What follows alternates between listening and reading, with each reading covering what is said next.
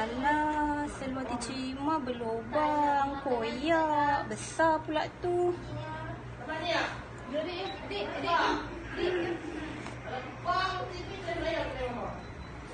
Okey, seluar koyak bukan masalah. Teacher Ima akan tunjukkan macam mana nak cantum kelim yang koyak ni dengan menggunakan jahitan tangan saja. Tak perlu mesin jahit. Jom.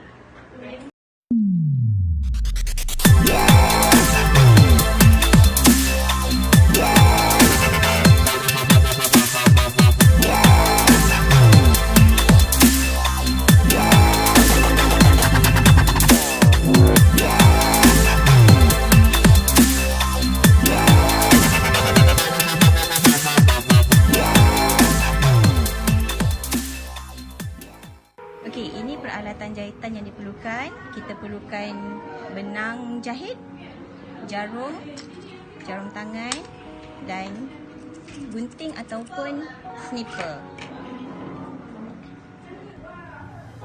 Okey, first of all kita mesti simpulkan hujung benang. Caranya terpulang kepada masing-masing. Kita boleh simpulkan dekat jarum ataupun kita boleh matikan saja dengan cara kita pintalkan begini.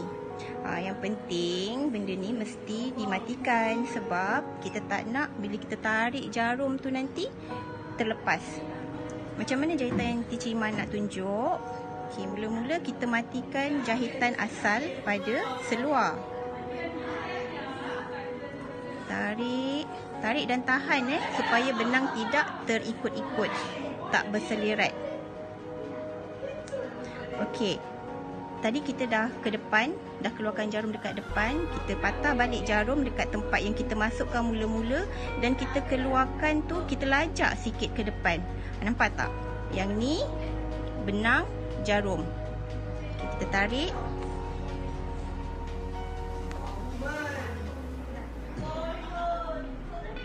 Kat belakang ni dah ada benang dah. Depan ni tak ada. Ibarat benang depan benang ni tak adalah. Okey, kita patahkan balik jarum kita. Kita ulang benda yang sama.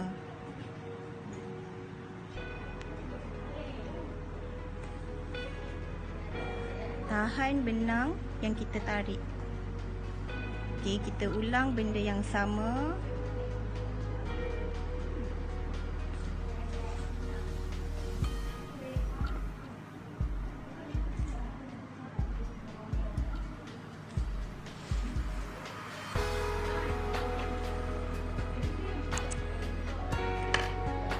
Ini bahagian pandangan kita. Kita tengok pandangan belakang pula.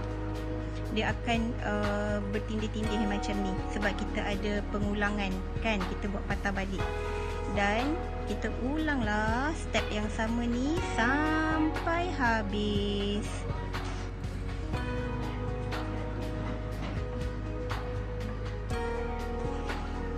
Okey, kita dah hampir ke penghujung jahitan. Bila dah sampai hujung, jangan terus gunting benang. Kita mesti matikan jahitan dulu.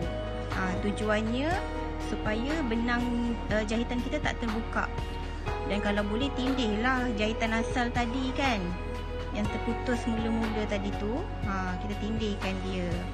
Okey, jahit dah sampai hujung ni, kita pun matikan.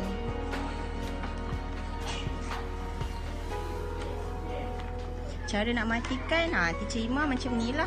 Lilit dekat jarum. Tarik jarum. Kemaskan benang. Dan gunting. Dah siap. Ada lubang lagi tak seluar kita? Okey. Dah boleh pakai tak? So jahitan ni mudah, senang. Sesiapa pun boleh buat.